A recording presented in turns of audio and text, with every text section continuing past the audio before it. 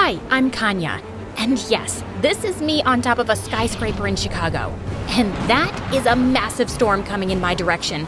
I was born in Thailand, and my parents divorced when I was just a few months old. Mom left, and Dad raised me on his own. He worked at a very fancy international hotel as part of the waitstaff, and it was a super fun place for a small kid to hang out.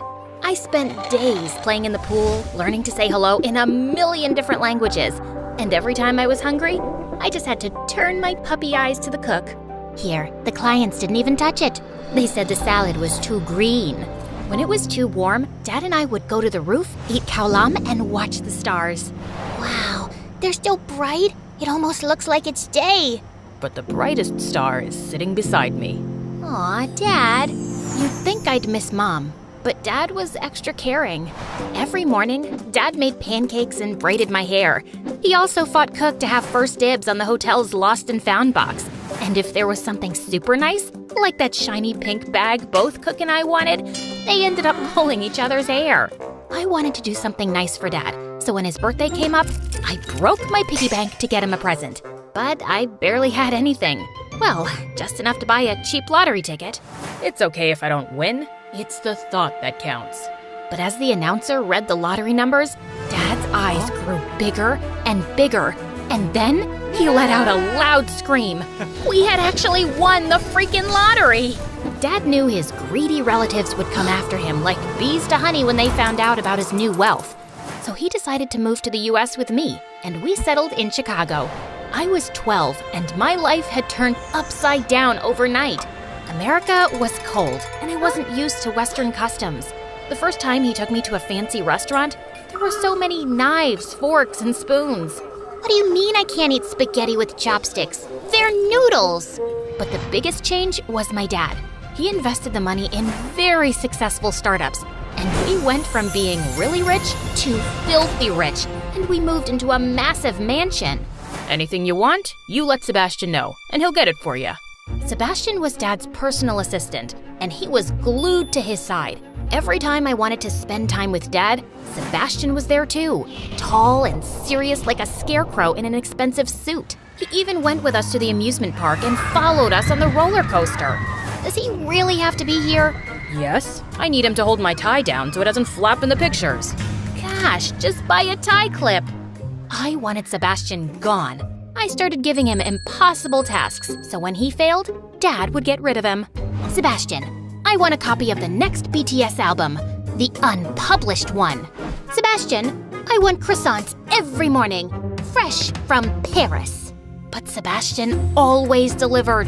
One day, I was stuffing down a box of fried chicken and plotting my next request, when suddenly I started choking on a chicken bone. Sebastian was immediately by my side, performing the Heimlich maneuver till I spat it out. Oh my God, you saved my life. Just doing my duty, miss.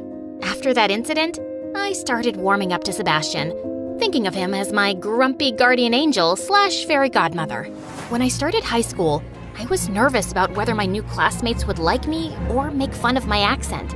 I'd heard American high schools were brutal. But then I met Diana, a total firecracker. Oh, you're from Thailand? I've always wanted to see the Festival of Lights. Yes, it's pretty amazing. We should totally organize one for our school, right? Everyone loved the idea. And while building lanterns with my classmates, I also got to make new friends quickly.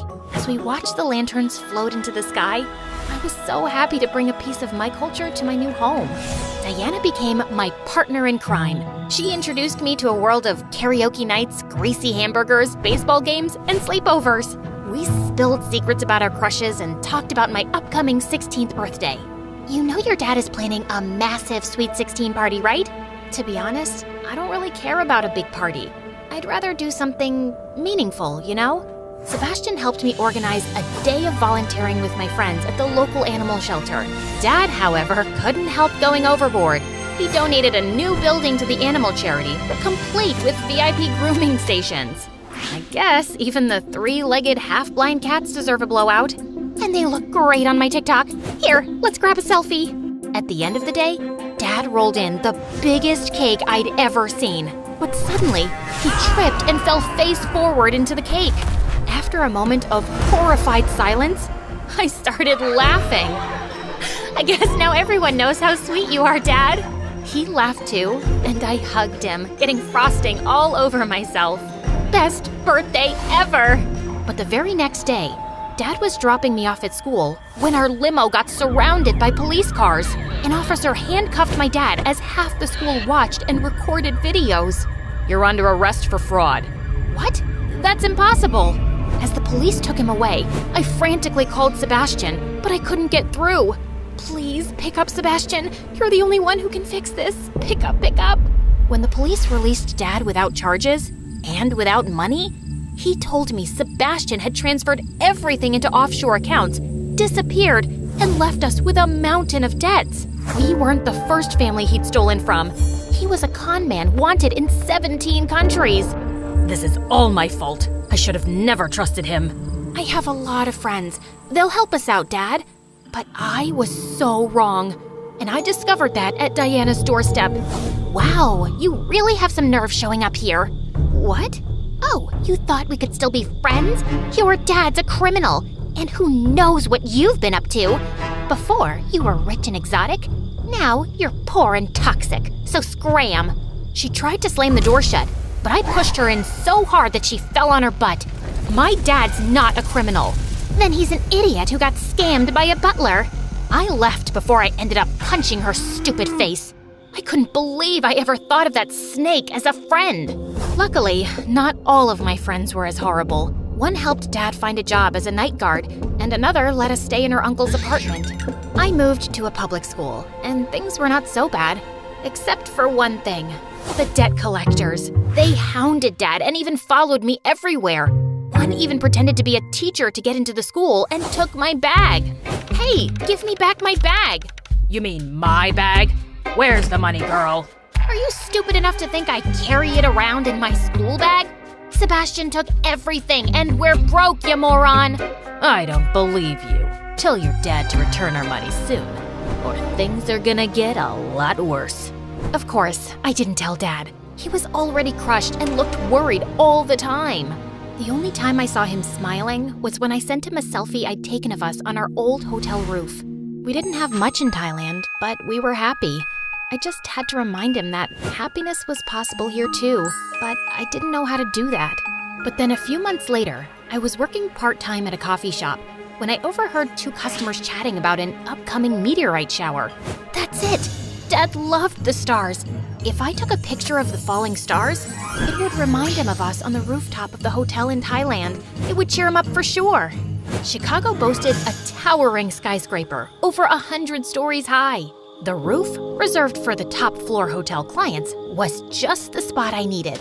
On the night of the meteorite shower, I sneaked into the hotel's kitchen wearing a borrowed chef's uniform from work, then went to the Lost and Found. Bingo! I found a perfect fake fur coat and hat. I channeled my inner Paris Hilton and got to the elevators, where a bellhop boy was stationed. He stared at me suspiciously all the way up. You look familiar. Do I know you from somewhere? Unlikely. I don't really mingle with the bellhop crowd. Why? What's wrong with the bellhop crowd? Oh, nothing at all.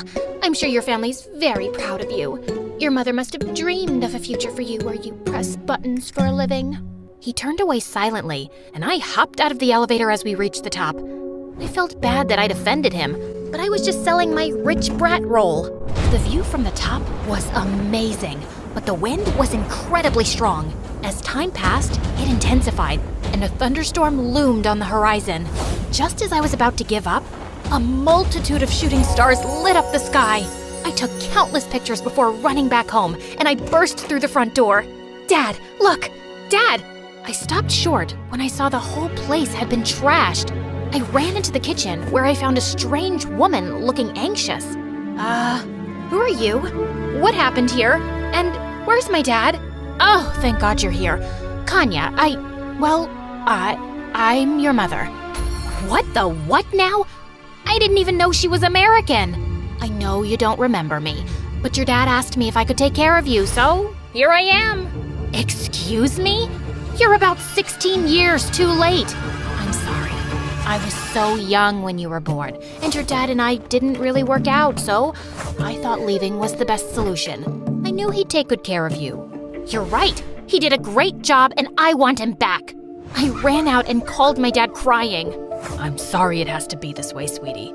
The debt collectors are getting too dangerous, and I need to draw them away from you, so I'm leaving for good. I love you, and I'll miss you terribly. You have to leave this house immediately and go stay with your mom.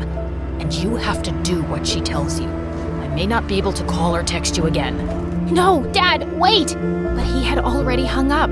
Dad was gone.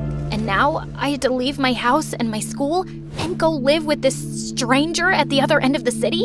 And she forced me to wear a wig and contact lenses to make myself unrecognizable. I did what she said, but I just wasn't ready to accept her as my parent. I made it my life's mission to find Sebastian and make him return our money so Dad could pay off his debts and come home. I started visiting police stations every day, but no officer wanted to help me until I bumped into... Hey, it's you. Bellhop boy? You recognize me? Yeah, your disguise isn't that great. Also, my name's Enzo, and you owe me a tip. I'm so sorry about that encounter. How about I buy you an apology coffee? Better make it an extra large. It turned out that Enzo had started a new job at the police station as an IT assistant, and he recognized me from the viral video about my dad's arrest. So now you want to catch this Sebastian guy? Yeah, but I don't know how or where to start. Let me see if I can dig up some info. You'll really help me? Let's say I'm tired of asking. Have you tried switching it off and on again every time something doesn't work around here? Like a couple of Sherlock Holmes, we started tracking famous rich people's social media accounts because such people were usually Sebastian's targets. He's like a tick, looking for the fattest victim to suck on. But Sebastian was also sly, and he knew the police were on his tracks, so no matter how many pictures we looked at, we couldn't find him. Until one day... Wait, isn't that him on the yacht with Siley Myrus? OMG! Yes, even with the mustache, I'd recognize that sleazebag anywhere. Okay, let's zoom in on the boat name and... Found him! He's in Greece, posing as a pet masseuse for TikTok canine stars? The next day, I bought a flight to Greece with the last of my savings while Enzo alerted the local police. Together, we descended on Sebastian. Drop the poodle. You're under arrest. Give me back my money. Your disguise is dumb, and I've already gambled all the money away, stupid. I kicked him in the shin as the police carried him off. I was happy he was caught, but the money was gone. With no chance to pay off our debts, Dad would be on the run forever. That night, I went walking on the beach, and I saw the sky was filled with stars. I took a picture of it and sent it to Dad, but he didn't reply. After I returned to the States, I decided to start mending things with Mom. It wasn't easy, but she was the parent I had now, and I could see how hard she was trying. She even had a box with my baby clothes and pictures that she'd kept all these years. Slowly, we started to get to know each other, and she was really cool. As for Dad, I would send him a new sky picture every night, even though he never replied. He did make me realize I loved taking pictures of the night sky. Enzo, who was still looking for his dream career, was now working at an electronics store. So I asked him if he could find me a good deal on a camera. Sure, but it'll cost you. Name your price, Scrooge. How about a date? Really? But what if you grow tired of me and dump me? I mean, you change jobs every 2 seconds. Yeah, but I'm sure dating you won't feel like work. For our first date, we went back to the skyscraper roof, and I took more night sky pictures. Enzo loved them and suggested I start an astrophotography vlog. And when I won a super fancy prize in a competition, I realized I'd become a professional. I sent Dad the picture of the prize announcement, but like always, he never replied, and I finally accepted that he was never going to. I invited Mom and Enzo to the award ceremony, and I caught her beaming with pride as she admired one of my pictures in the gallery. I'm so sorry I missed your childhood, Kanya. If I could go back, I'd do everything differently. We're together now, Mom, and that's all that matters. I love you. The presenter announced I was the winner, and Enzo walked me to the podium. I dedicate this award to my father, who made me discover my love for the stars.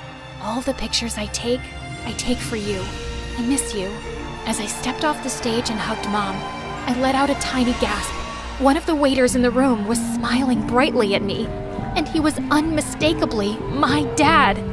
He had tears in his eyes as he blew me a kiss and then quietly left. And for the first time in years, I felt truly at peace, knowing Dad was okay and always watching over me.